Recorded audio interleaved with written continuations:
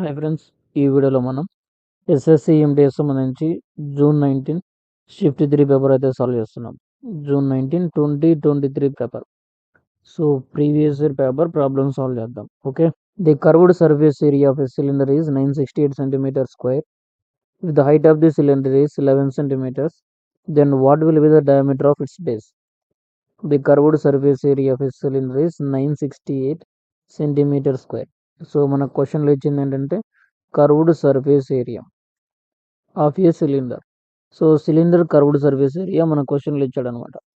So ఇక్కడ మనం ఏం చేయాలంటే కర్వ్డ్ సర్ఫేస్ ఏరియా ఫార్ములా తీసుకోవాలి. Curved surface area formula 2πRH.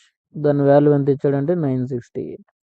ఓకేనా, అలాగే ఆ curved surface area of A circular ఏమన్నాడు, సిలిండర్ కదా, ఈ సర్కులర్ సిలిండర్ అంటాం. సో సిలిండర్ని ఇచ్చాడు. ఓకే, సో ఈ సిలిండర్ యొక్క హైట్ కూడా ఇచ్చాడు మనకి. Height of the cylinder 11 centimeters. So height of the cylinder substitute చేస్తాం. ఇక మనం కనుక్కోవాల్సింది diameter of the base. So base diameter ఎంత ఉందో కనుక్కోవాలి. 2 టైమ్స్ ఆఫ్ రేడియస్ ఏమవుతుంది, డయామీటర్ ఇంటూ పై వాల్యూ ఎంత అవుతుంది, 22/7 ఇంటూ హైట్ వాల్యూ ఇచ్చాడు 11 ఈక్వల్ టు 968. ఓకే, 960. ఇక్కడ నుంచి క్యాన్సిల్ చేయండి డైరెక్ట్గా. సో 11తో క్యాన్సిల్ చేస్తే 11 8 88 అవుతుంది. ఇక్కడ అగైన్ 8 ఉంటుంది. సో 11 8 88. సో 22తో క్యాన్సిల్ చేస్తే 22 4 8, 22 4 88. Okay, again diameter equal to, so 7 right సైడ్కి వస్తే 7 ఇంటూ 4 టైమ్స్ అవుతుంది. సో 4 7 28. సో టోటల్ 28 centimeters అయితే కరెక్ట్ ఆన్సర్ అవుతుంది. Okay, so 28 centimeter option C correct answer. So already ఈ వీడియో అంటే ఈ క్లాస్ మొత్తం రికార్డ్ చేయడం జరిగింది. కాకపోతే వాయిస్ ఎక్కువగా నాయిస్ ఉండడం వల్ల అది క్యాన్సిల్ చేసి అగైన్ సెకండ్ డే రికార్డ్ చేయడం జరుగుతుంది. Okay, the current population of a town is 68,000. The population increases by 10% in the first year and decreases by 5% in the second year. Find the population after 2 years. So 2 years తర్వాత population ఎలా ఉందని అడుగుతున్నారు. The current population of A town ఈ 68,000. అంటే present population ఎంత ఉందంటే 68,000 ఉంది. Okay, అది ప్రజెంట్ పాపులేషన్ కాబట్టి సింపుల్గా 68,000 ముందు రాసుకోండి. చాలా సింపుల్గా సాల్వ్ చేయొచ్చు దీన్ని. ఇందులో ఫస్ట్ ఇయర్ వచ్చేసరికి 10% ఇంక్రీజ్ అయింది. ఫస్ట్ ఇయర్లో 10% అంటే ఈ 68,000లో 6,800 అవుతుంది.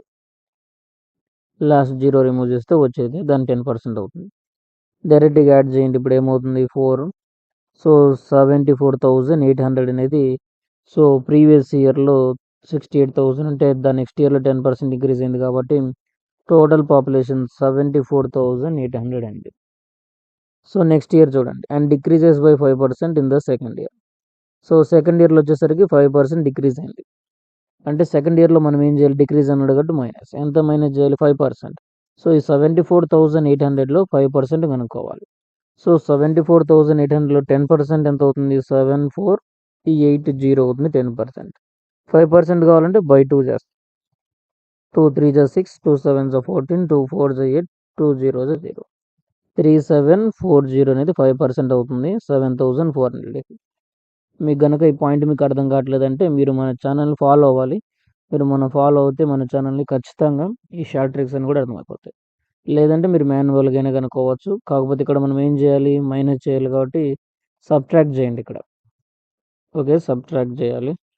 ఓకే, 0 0. సో 10 నుంచి 4 అంటే 6, 7 - 0, 4 - 3 1. సో అగైన్ ఇక్కడ 7. సో 71,060. సో ఈ 71,060 అంటే ఆప్షన్ ఏ కరెక్ట్ ఆన్సర్ అవుతుంది. So option A correct answer మనకి. ఓకే, నెక్స్ట్ ప్రాబ్లం చూడండి. ఏ man earn A profit of 35% by selling a chair for certain price. If he sells that chair at double the price, what will be the profit percentage? So profit percentage ఎంత అని అడుగుతున్నాడు. So క్వశ్చన్లో ఏంటి, ఏ man earns A profit of 35% అన్నాడు. So first of all profit వచ్చిందంటే selling price ఎంత అవుతుంది, so cost price plus profit. So cost price 100% అవుతుంది, ప్రాఫిట్ 35% అన్నాడు. టోటల్గా సెల్లింగ్ ప్రైస్ ఏంటంటే 35. ఒక ప్రోడక్ట్ని 100 రూపీస్ కొని 35 రూపీస్ ప్రాఫిట్ వచ్చేటట్టు అమ్మినామంటే అది ఎంత అమ్మినట్లు, 135 రూపీస్కి అమ్మినట్లు. అది క్వశ్చన్లో ఏమంటుందంటే if he sells the chair at double the price. ఒకవేళ అదే ప్రైస్ అంటే 135 రూపీస్ని డబల్ చేసి అమ్మితే ఎంత లాభం వస్తుంది? సో 135 రూపీస్ని డబల్ చేయాలంటే ఎంత అవుతుంది చూడండి. 135 డబల్ అంటే 2 5 10, 2 3 6 7, 2 1 2. సో 270 రూపీస్కి అమ్మినట్లయితే మనకి ఎంత ప్రాఫిట్? సో మనం ఎంత కొన్నాం? 100 రూపీస్కి కొన్నాం. 100 కొన్నామని మన క్వశ్చన్లు ఇచ్చాడంటే ఇవ్వలేదు. కానీ సో 100 రూపీస్ కాస్ట్ ప్రైస్ ఎందుకు తీసుకుంటామంటే కాస్ట్ ప్రైస్ అనేది చేంజ్ అవ్వదు. వన్ టైం మీరు బై చేశారంటే ఏదైనా ఒక ఆర్టికల్ మీరు పర్చేజ్ చేస్తే దాని వాల్యూ చేంజ్ అవ్వదు. కానీ దాన్ని అమ్ముతూ ఉన్నాం అనుకోండి, దాన్ని సేల్ చేస్తూ ఉంటే ఒకటికి మనం 200కి అమ్మవచ్చు, మరొకటికి మనం 100కే అమ్మవచ్చు, 300కి కూడా అమ్మవచ్చు. సో ఇలా అమ్ముతూ ఉంటాం కదా. సెల్లింగ్ ప్రైస్ అనేది కాన్స్టాంట్ కాదు, కాస్ట్ ప్రైస్ కాన్స్టాంట్. ఎందుకంటే ఒకసారి మనం ఒక ప్రోడక్ట్ కొన్నామంటే దాని ప్రైస్ అనేది తెచ్చిన రేట్ అలాగే ఉంటుంది. కానీ దాని సెల్లింగ్ లేదా దాని సేల్ ప్రైస్ అనేది మారుతూ ఉంటుంది. ఓకే, కాబట్టి కాస్ట్ ప్రైస్ అనేది మనం ఎప్పుడైనా సరే 100గా కన్సిడర్ చేస్తాం. ఇప్పుడు సెల్లింగ్ ప్రైస్ ఎంత వచ్చింది? 270 అన్న. ప్రాఫిట్ ఎంత ఇక్కడ? 170. సో 170 అనేది కరెక్ట్ ఆన్సర్ అవుతుంది. ఓకే, నెక్స్ట్ ప్రాబ్లమ్ సాల్వ్ చేద్దాం. చూడండి ఫాస్ట్ అనుకుంటే మీరు ప్రాబ్లమ్స్ ఫాస్ట్గా చెప్తున్నాను అనుకుంటే ప్లేబ్యాక్ స్పీడ్ ఉంటుంది, మీరు కంట్రోల్ చేసుకొని క్లారిటీగా వినొచ్చు. ఓకే, నెక్స్ట్ ప్రాబ్లమ్ సాల్వ్ చేద్దాం. చూడండి, a train starts moving from place A at 10 AM and arrives at another place B 5:30 PM on the same day. If the speed of the train is 80 km/h, then what will be the distance covered by the train? Okay, ఇక్కడ క్వశ్చన్లు ఏమి ఇచ్చాడంటే ఒక train ఉందంట, ఒక place ఏ దాని నుంచి బయలుదేరుతుంది ఒక ట్రైన్ ఎక్కడి వరకు అంటే ప్లేస్ బి వరకు. సో దాన్ని మనం ప్లేస్ ఏ ప్లేస్ బి అనడం కన్నా ప్లేస్ ఏ ఒక హైదరాబాద్ అనుకోండి, ప్లేస్ బి చెన్నై అనుకుందాం. ఓకే, రెండు ఫేమస్ కాబట్టి కొంచెం సింపుల్గా అర్థమైపోతుంది మీకు. సో హైదరాబాద్ నుంచి ఒక ట్రైన్ బయలుదేరింది 10 AM, 10 గంటలకు ఉదయాన్నే. సో 10 AM బయలుదేరాము. సో అది చెన్నై రీచ్ అయ్యేసరికి దాని టైం ఎంత అయిందంటే 5:30 PM. సో ఈవినింగ్ 5:30 PM అయింది. సో ఈవెన్ అంతకన్నా ఎక్కువ జర్నీ పడుతుంది. Okay, let's consider 5:30 PM. Okay, 5:30 PM కల్లా మీరు చెన్నై, సో సెంట్రల్ చెన్నై స్టేషన్లో అయితే ఉన్నారు. ఓకే, చెన్నై సెంట్రల్లో. So next on the same day if the speed of the train ఇచ్చాడు 80 km/h, 80 km/h ఇచ్చాడు. What will be the distance? So distance formula ఏంటి? Distance equal to speed into time. మనకు speed of the train ఇచ్చాడు, కానీ time కూడా ఇచ్చాడు. ఎక్కడ ఇచ్చాడంటే చూడండి, హైదరాబాద్కి 10కి బయలుదేరిందంటే చెన్నైకి 5:30 రీచ్ అవుతుంది. ఆ బిట్వీన్ టైం ఎంత అయింది కౌంట్ చేసుకోవాలి మనం. సో 10 నుంచి కౌంట్ చేస్తే 11, 12, 1, 2, 3, 4, 5. సో 5:30 కదా, హాఫ్ అన్ అవర్. టోటల్ ఎన్ని అవర్స్ అక్కడ కౌంట్ చేయండి. 1, 2, 3, 4, 5, 6, 7, 7.5 hours. ఓకే, టోటల్ 7.5 hours అయితే టైం పట్టింది. సో ఈ ప్రాపర్ ఫ్రాక్షన్కి రాస్తే 2 7 14, 15/2 hours. Okay, distance equal speed వచ్చేసరికి 80 km, టైం వచ్చేసరికి 15/2. సో 240 times 54 60, 0 ఉంది కాబట్టి 0, 600 kilometers అనేది కరెక్ట్ ఆన్సర్ అవుతుంది. So option A correct answer అవుతుంది. ఓకేనా, option A correct answer. Okay, next problem solve చేద్దాం. చూడండి, Ramesh runs at a speed of 234 km/h. How many meters does he run in 10 minutes? So Ramesh అనేవాడు 234 km/hలో travel చేస్తూ ఉన్నాడు. How many metres does he run in 10 minutes? So 10 minutesలో వాడు ఎంత distance run చేస్తాడు అని అడుగుతున్నాడు అనమాట. How many metres does he run in 10 minutes? First of all 234 kilometers అనేది సో పర్ అవర్ అంటే 60 minutesలో. ఓకేనా, సో 1 minute ట్రావెల్ చేయాలంటే సో 1 minute ఎంత ట్రావెల్ చేస్తారు? 234/60 అంటే ఇది 1 minute. 10 minutesలో రావాలంటే ఇంటూ 10. సో చేస్తే ఆన్సర్ వస్తుంది మనకి. 0 0 క్యాన్సిల్ చేయండి. 6 3 18, 18 అంటే 5 ఉంటుంది, 6 9 54. So 39 kilometers. కానీ క్వశ్చన్లో ఇచ్చింది ఏంటి? మీటర్స్. కాబట్టి ఆప్షన్ బి కరెక్ట్ ఆన్సర్ అవుతుంది. ఓకే, నెక్స్ట్ ప్రాబ్లం సాల్వ్ చేద్దాం. చూడండి, next problem, the difference between compound interest and simple interest అనే some at 20% per annum for 2 years is 420. Find the sum. Okay, find the sum అని అడిగాడు ఇక్కడ. Okay, చూడండి, the difference between compound interest and simple interest. So మనకు డైరెక్ట్గా formula ఉంటుంది, difference equal to so PR square అంటాం. ఇది note చేసుకోండి, ఇది very important formula. So difference ఎంత ఇచ్చాడు మనకి, 420 రూపీస్. 420 రూపీస్. ఏ డిఫరెన్స్ ఇది, compound interest minus simple interest difference.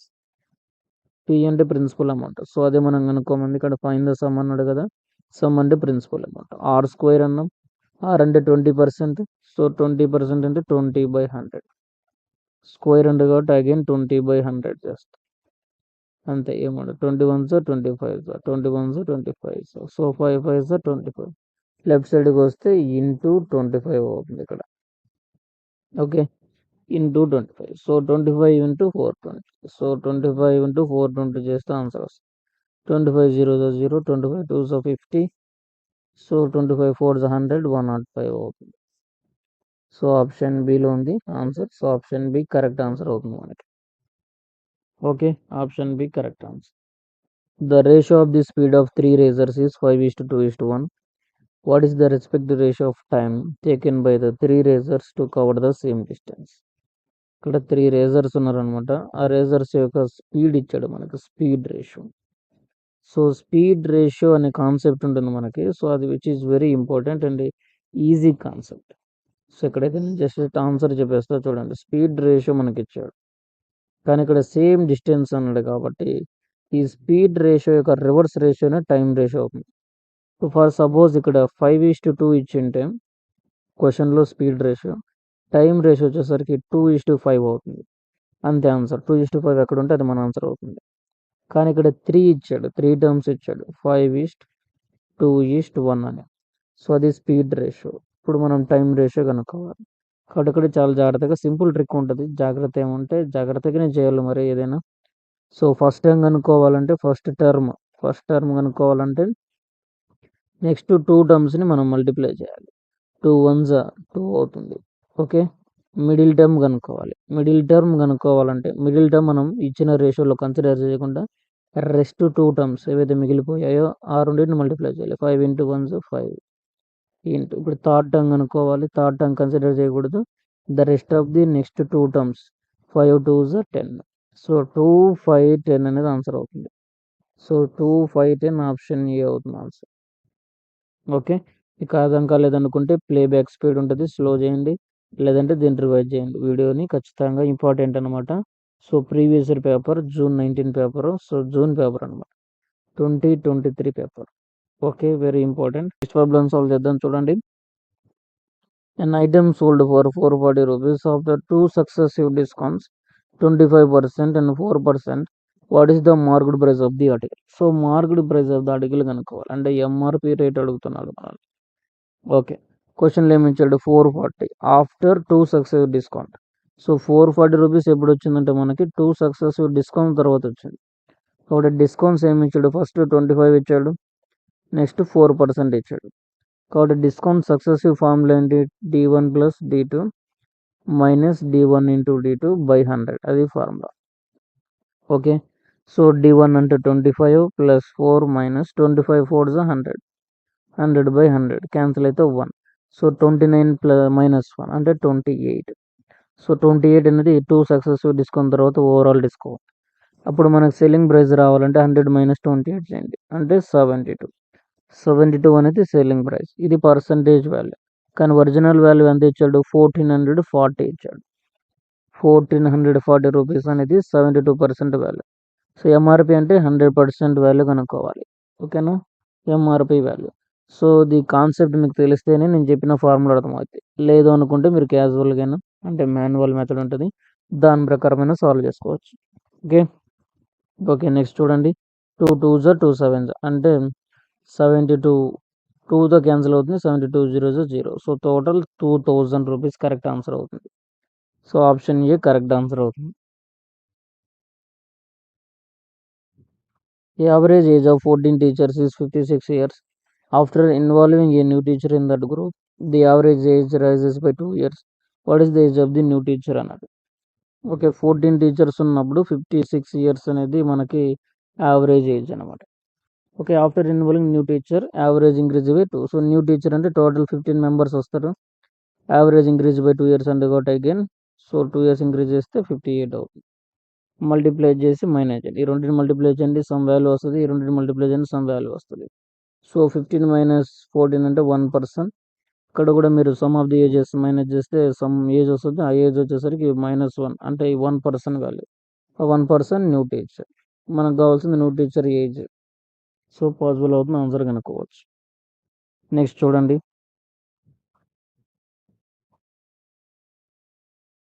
Okay, next problem solve చేద్దాం. చూడండి, 7x plus y by 7x minus y equal 7/2. So from here cross multiplication. 2 7s are 14x plus 2 into y, 2y equal 7 7s are 49x minus 7y. Okay, ఇక్కడ నుంచి x is to y ratio కనుక్కోవాలి. So ఇక్కడ +2y ఉంది, ఇక్కడ -7y. So left సైడ్కి వస్తే +7y అంటే 9y. 9y equal to 49x minus 14x. Okay, minus చేస్తే సో 9 - 4 5, 4 - 1 3, 35x 9y. కావున మనకు కావాల్సింది ఏంటి, x is to y కాబట్టి వైని రైట్ సైడ్కి తీసుకురండి, అంటే x/y. సో 35 లెఫ్ట్ సైడ్ పంపించండి, 9/35. సో 9:35 ఆన్సర్ అవుతుంది. సో నెక్స్ట్ ప్రాబ్లమ్ సాల్వ్ చేద్దాం. చూడండి, క్వశ్చన్లో ఇచ్చారు మనకి 3 boys 8 girls can do a work 6 days and 1 boy 5 girls can finish the same work in 12 days. Find the ratio of efficiency of a boy and girl. Okay, so 3 boys అలాగే 8 girls can do a work in 6 days అండి. Same work 1 boy and 5 girls. Okay, 1 boy and 5 girls can do 1 boy 5 girls can do 12 days. So boy and girl efficiency కనుక్కోవాలి. Very simple problem, just multiply చేయడం. 6 1s 6 2s cancel అవుతుంది. So 3b and 8g is equal. సో 2b to b, 2b plus 2 5s are 10g. Okay, from here we need to find b by g. So b is to g, boys is to girls అంతే. So 3b కదా, so 3b నుంచి right side 2b, left సైడ్కి వస్తే 3b minus 2b. So we get 1b is equal. From here 8g. So right సైడ్కి వస్తే -8g. So 10 - 8 అంటే 2g వస్తుంది. So b by z is equal 2/1. So boys by girls ratio 2/1 అంటే 2:1 అని. So 2:1 అంటే option A correct answer అవుతుంది. లో ఉన్నప్పుడు హైయెస్ట్ కామన్ ఫ్యాక్టర్ కనుక్కోమంటే ఎప్పుడైనా సరే HCF ఆఫ్ న్యూమినేటర్ తీసుకోవాలి. HCF ఆఫ్ న్యూమినేటర్స్ ఎన్ని ఉంటాయని బై LCM ఆఫ్ డినామినేటర్స్ చేయాలి. LCM of denominator. సో ఇక్కడ HCF ఆఫ్ ఏం చేయాలి, 4, 2, 8 చేయాలి. సో LCM ఆఫ్ 55, 11, 22 తీసుకోవాలి. సో HCF ఏమవుతుంది, హైయెస్ట్ కామన్ ఫ్యాక్టర్ ఏమవుతుంది, ఇక్కడ హైయెస్ట్ కామన్ ఫ్యాక్టర్ 2 అవుతుంది. బై LCM ఏమవుతుంది, సో 55కి 11 22. సో 11 5 అవుతుంది, 22 5 క్యాన్సిల్ అవుతుంది, అవ్వదు. కాబట్టి ఈ మూడింటికి కూడా కామన్గా లీస్ట్ కామన్ మల్టిపుల్ ఏముందంటే 110 ఉంటుంది. ఓకేనా, ఇప్పుడు 2తో క్యాన్సిల్ చేయండి, 2 1s 2 5s 2 5. సో 1/55 అనేది ఆన్సర్ అవుతుంది. సో ఎల్సిఎం మీరు కనుక్కోవాలి. ఎల్సిఎం కనుక్కోవడం మీకు కొంచెం ఇబ్బందిగా ఉందంటే మన ఛానల్లో ఎల్సిఎం సంబంధించి కూడా క్లాస్ చెప్పడం జరిగింది, ఒకసారి చెక్ చేసుకోండి. మన ఛానల్లో మీరు క్లాసెస్ వినాలనుకుంటే ఆప్టిట్యూడ్ క్లాసెస్ తెలుగు అనే ప్లేలిస్ట్ ఉంటుంది, అందులో ఒకసారి చూడండి ఫ్రెండ్స్. ప్రాబ్లం. సో ఇక్కడ ఏముంటుందంటే Ravi drives 200 kilometers from Tungarpur to Udaipur. His average speed is 50 km/h. He leaves Tungarpur at 8:20 AM. Okay, Tungarpur to Udaipur, Durgapur తీసుకోండి. ఏంటంటే మనకు సింపుల్గా అర్థమైంది. ఒక ఏ నుంచి బి అనుకో, ఏముండదు, జస్ట్ ఒక లాంగ్వేజ్, క్వశ్చన్ లాంగ్వేజ్ మారుస్తూ ఉంటారు వాళ్ళు. సో ఏ నుంచి బి అని ఇచ్చాడు, ఒక ట్రైన్ ఏ నుంచి బయలుదేరింది అంటాం. కానీ ఇక్కడ రవి అనే ఒక పర్సన్ ఇచ్చాడు, మీ పేరు రాసుకొని మీరే బయలుదేరారు. టోటల్ డిస్టెన్స్ ఎంత అంటే 200 kilometers ఇచ్చాడు. ఓకేనా, okay. His average speed 50 km/h. So, average speed ఇచ్చాడు. సో, యావరేజ్‌గా చూస్తే 50 km/h స్పీడ్‌లో వెళ్తున్నాడంట. సో, ఏ దగ్గర మీరు చూస్తే టైం ఎంత అయిందంటే 8:20 AM బయలుదేరారు. ఓకేనా. 8:20 AM బయలుదేరితే సో, బి అనే పాయింట్‌ని ఎన్ని గంటల్లో రీచ్ అవుతాడు. అంటే టైం కనుక్కోమంటున్నాడు అంతే. టైమ్స్ ఫార్ములా ఏంటి? Distance by speed. డిస్టెన్స్ ఎంత? 200 కిలోమీటర్ అన్నాడు. స్పీడ్ ఎంత? 50 కిలోమీటర్ అండి. 0, 0 క్యాన్సిల్ అయితే 5 4 20 అంటే 4 అవర్స్ పడుతుంది. 4 అవర్స్ అంటే ఇక్కడ 8:20 అయింది. 4 అవర్స్ యాడ్ చేస్తే 12:20 అవుతుంది. 12:20 అంటే 12:20 ఆన్సర్ అవుతుంది. అలాగే నెక్స్ట్ ప్రాబ్లం కూడా ఉంటుంది. సో, ఈ ప్రాబ్లమ్స్ మీరు సాల్వ్ చేయండి ఫ్రెండ్స్. సో, నెక్స్ట్ క్లాస్‌లో మనం ఈ క్లాస్‌లో చెప్పని ప్రాబ్లమ్స్ లేదా ఇలాంటి మోడల్స్ అయితే చెప్దాం. ఓకే. ఇలాంటి మోడల్స్ ఆల్రెడీ మనం ప్రీవియస్ ఎంపీఎస్ పేపర్‌లో సాల్వ్ చేసాం. జీడీలో కూడా సాల్వ్ చేసాం. సో, జీడీలో కూడా ఇలాంటి క్వెషన్స్ రిపీట్ అవుతూ ఉంటాయి. Okay. Okay. Thanks for watching. Stay tuned for more updates.